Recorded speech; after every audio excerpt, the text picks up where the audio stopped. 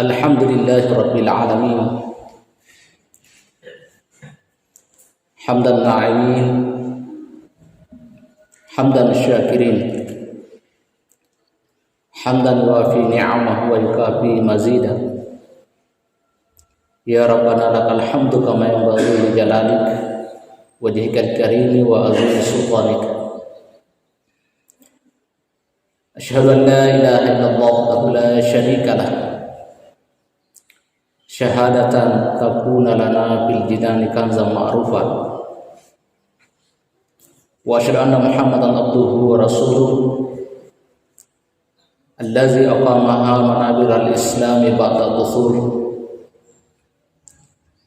Allahumma salli wa sallim ala sayyidina Muhammad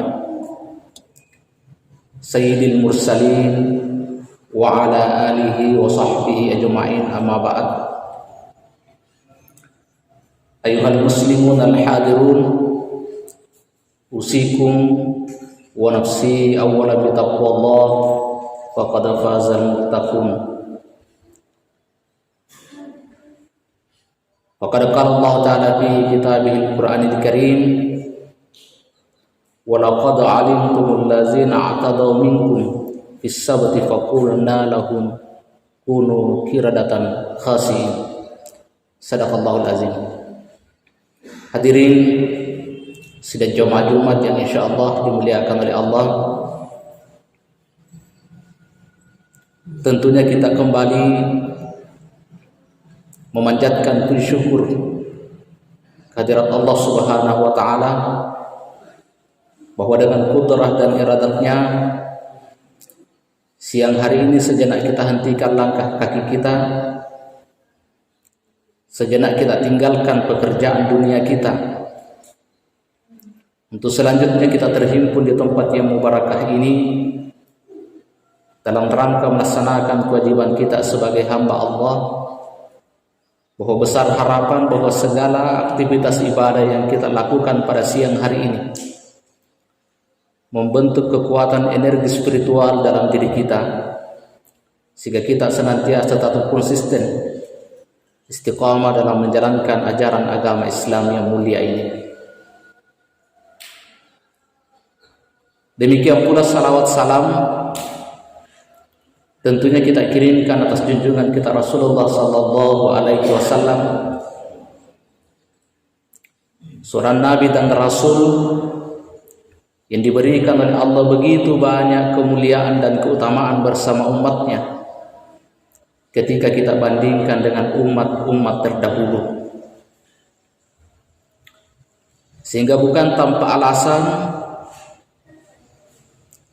ketika dalam sebuah riwayat disebutkan bahwa Nabi Musa alaihissalam pernah berdoa dan meminta kepada Allah sekiranya diberikan kesempatan oleh Allah untuk menjadi umatnya Rasulullah. Walaupun apa yang menjadi harapan dan keinginan Nabi Musa tidaklah dikabulkan oleh Allah Subhanahu wa taala. Tetapi ini memberikan gambaran begitu beruntungnya kita hari ini bahwa Allah mentakdirkan kita menjadi umat Rasulullah walaupun kita tidak pernah berdoa dan meminta sebelumnya.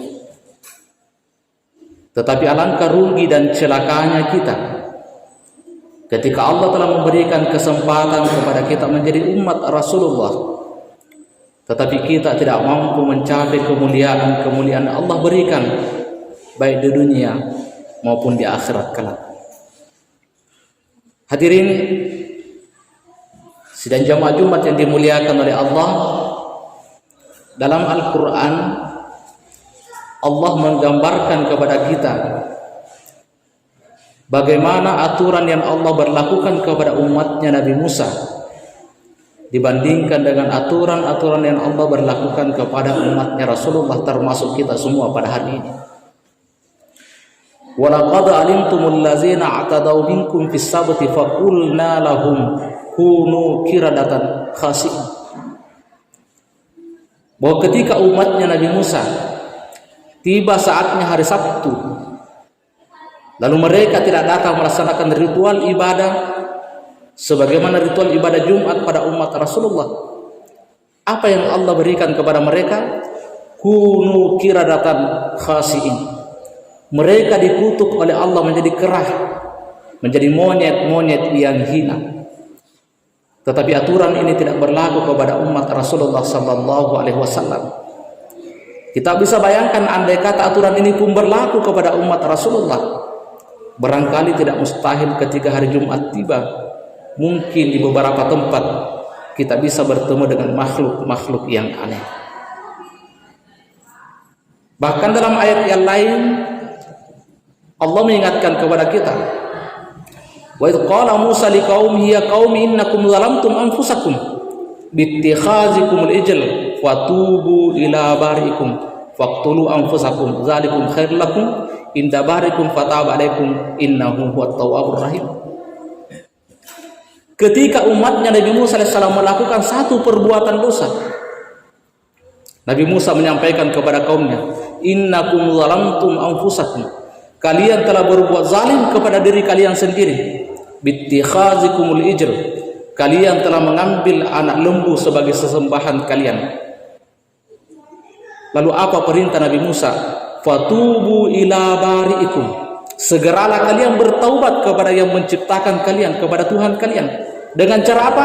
Faqtulu anfusakum, bunuh diri kalian sendiri. Begitulah hukum dan aturan yang berlaku kepada umat Nabi Musa alaihissalam, bahwa sekadar untuk mendapatkan ampunan dari Allah Subhanahu wa taala, Nabi Musa memerintahkan mereka menyakiti bahkan membunuh diri mereka sendiri. Lalu bagaimana dengan kita umat Rasulullah? Kita tidak diminta menyakiti diri sendiri, apalagi diminta untuk membunuh diri sendiri demi untuk mendapatkan ampunan Allah. Kita hanya diminta untuk mengakui, menyadari kesalahan kita, lalu kita kembali kepada Allah Subhanahu wa taala memohon ampunannya. Dalam sebuah hadis Rasulullah sallallahu alaihi wasallam mengingatkan kepada kita, innallaha yabsutu yadahu bil-lail liyatuba musii'un nahar, bahwa Allah pada malam hari membuka pintu taubatnya, membuka tangannya lebar-lebar. Untuk apa? Liyatuba musii'un nahar, Allah menanti kedatangan hambanya bertaubat yang melakukan dosa pada siang hari.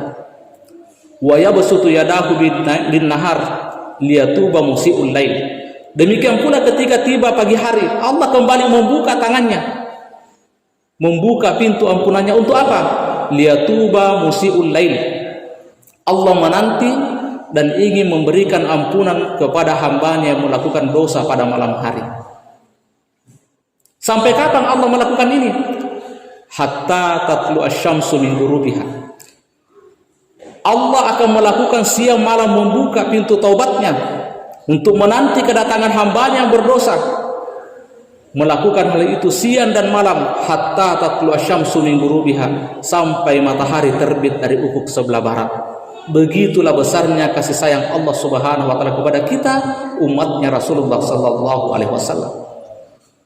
Hanya saja kita sebagai hamba terkadang terlena, merasa diri kita, entah karena kita merasa masih muda, entah karena kita merasa tidak berdosa, padahal sesungguhnya kalau kita mau jujur, begitu mudahnya kita terperosok dalam perbuatan dosa, entah yang dilakukan oleh pandangan mata kita, entah dosa yang dilakukan oleh lisan kita, entah itu dosa yang dilakukan telinga dan seluruh anggota tubuh kita. Tetapi terkadang kita merasa tidak perlu memohon ampunan dari Allah Subhanahu wa taala. Padahal Rasulullah sallallahu alaihi wasallam menyampaikan kepada kita semua umatnya bahwa banyak-banyaklah kalian beristighfar, memohon ampun kepada Allah. Karena kenapa? Fa inni atubu ila Allah, kata Rasulullah, sesungguhnya saya, kata Rasulullah, bertaubat minimal 90 sampai 100 kali dalam sehari semalam. Rasulullah adalah manusia maksum yang sudah dijamin oleh Allah surga baginya. Bahkan sebelum memohon ampun sudah diampuni oleh Allah Subhanahu wa taala. Tetapi kenapa Rasulullah masih harus memohon ampun kepada Allah minimal 100 kali dalam sehari semalam? Rasulullah ingin memberikan contoh teladan kepada kita bahwa jangan sampai kita merasa suci, merasa diri kita bersih dari dosa. Wala tuzakku anfusakum, janganlah engkau merasa mensucikan dirimu sendiri. Bahkan tidak jarang kita umat Rasulullah, tidak jarang ada di antara kita justru merasa bangga dengan dosa yang mereka lakukan. Dalam Islam, jangankan melakukan perbuatan dosa, amalan kebajikan pun kita lakukan lalu kita banggakan sangat dicela dalam agama kita Islam, apalagi ketika yang kita banggakan adalah perbuatan dosa dan kesalahan itu. Hadirin sidang jamaah Jumat yang dimuliakan oleh Allah, bahkan dalam Al-Quran bagaimana Allah memanjakan kita dengan panggilan qul ya ibadiyallazina asrafu ala anfusihim. Ya Muhammad, sampaikan kepada hambaku yang melampaui batas atas dirinya sendiri. Allah tidak memanggil kita sebagai pendosa, walaupun mungkin kita adalah pendosa, tetapi Allah tetap memanggil kita, ya ibadi, sampaikan kepada hambaku Muhammad yang telah melampaui dirinya sendiri.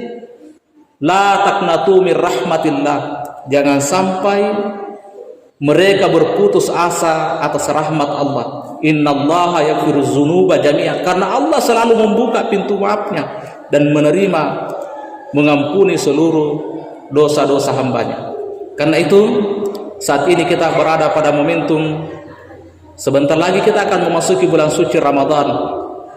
Kemari kita manfaatkan bulan Sya'ban ini sebagai momentum untuk membersihkan diri, mensucikan diri.